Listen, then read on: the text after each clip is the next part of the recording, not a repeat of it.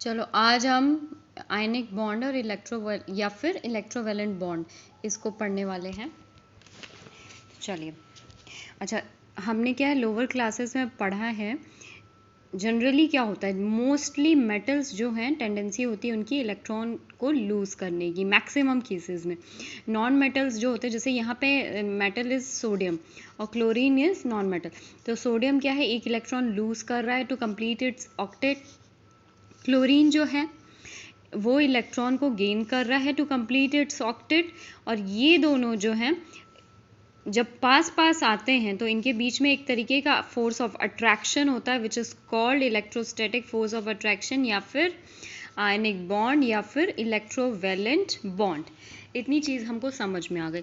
अब हम क्या है, थोड़े हायर लेवल के हिसाब से पढ़ना है हमें, तो कुछ चीज़ें हमें ध्यान में रखनी है। पहली तो यहाँ पे जो होते हैं ना सोडियम, क्लोरीन या जो भी मेटल, जो भी non metal, generally metal non metal, किसी किसी में एक्सेप्शंस भी होता है, वो हम बताएंगे आगे, मैं बताऊंगी। तो ये जो है 1 मोल रहता है और गैशियस फॉर्म में होते हैं ये। 1 mole of gaseous metal loses 1 electron and 1 mole of gaseous atom gains 1 electron. तो इस तरीके से दिस इज, ये जो भी हैं ये गैशियस एटम्स हैं और 1 मोल के हैं। ठीक है, जब ये कंपाउंड बनाते हैं, NaCl बनाते हैं, तो दिस इज सॉलिड स्टेट। इतनी चीज हमको समझ में आ गई। अब देखो आगे, देखो क्या होता है। एक टर्म देख लीजिए, इलेक्ट्रोवैलेंसी।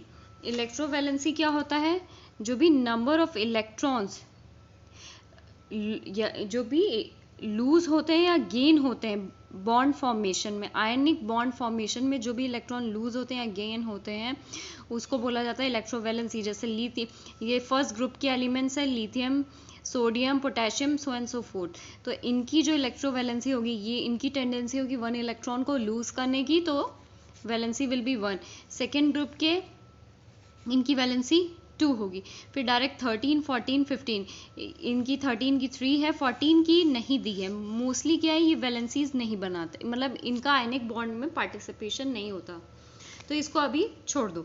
15, 16 की देख लो, वैलेंसी 3 होती है, ग्रुप 16 की 2। जो बीच वाले हैं, जो कि क्या कहते हैं, डी ब्लॉक एलिमेंट्स है, उनकी जो वेरिएबल इलेक्ट्रोवैलेंसी, कोई एक वैलेंसी नहीं होती, वेरिएबल इलेक्ट्रोवैलेंसी होती है, तो इसकी बात हमने नहीं की।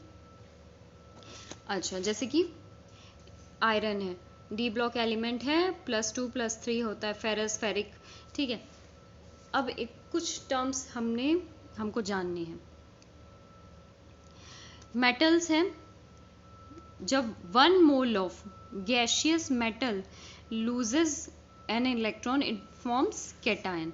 ठीक है, अब जब मेटल इलेक्ट्रॉन को लूज कर रहा है, जब कोई एलिमेंट जब है इलेक्ट्रॉन को लूज कर रहा है ना, तो इस केस में एनर्जी अब्जॉर्ब होती है। इलेक्ट्रॉन को लूज करने के लिए एनर्जी अब्जॉर्ब होती है। इस एनर्जी को कहा जाता है आयनाइजेशन एनर्जी। प्रीवियस चैप्टर में बहुत अच्छे से पढ़ा है। अगर इन केस डाउट हो इन एनर्जीज को फिर से समझाना हो, तो एक सेपरेट क्लास लेनी हो, तो मुझे बता देना, मैसेज कर देना, मैं फिर से एक सेपरेट क्लास ले लूँगी।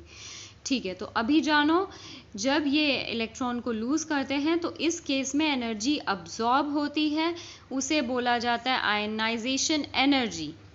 जितनी कम हो उतना अच्छा। आयनाइजेशन एनर्जी कम होगी, मतलब कम मेहनत लगेगी इलेक्ट्रॉन को लूज करने की, कम एनर्जी चाहिए इलेक्ट्रॉन को लूज करने की, मतलब वो एलिमेंट ईजिली इलेक्ट्रॉन को लूज कर सकता है अगर आयनाइजेशन एनर्जी उस एलिमेंट की कम है। ठीक है, आयनाइजेशन एनर्जी की यूनिट किलो जूल पर मोल। लो आयनाइजेशन एनर्जी जो होता है इजिली फॉर्म्स कैटायन। इतनी बात समझ में आ गई। अब सेकंड देखो, सेकंड चीज आती है नॉन मेटल। ठीक है, अब इसमें नॉन मेटल में क्या हुआ, इसने इलेक्ट्रॉन को अब्जॉर्ब किया। 1 मोल ऑफ गैशियस एटम ने ये इलेक्ट्रॉन अब्जॉर्ब किया और फॉर्म किया एनायन। ठीक है, अब एनर्जी अब इस प्रोसेस में जो है एनर्जी रिलीज होती है।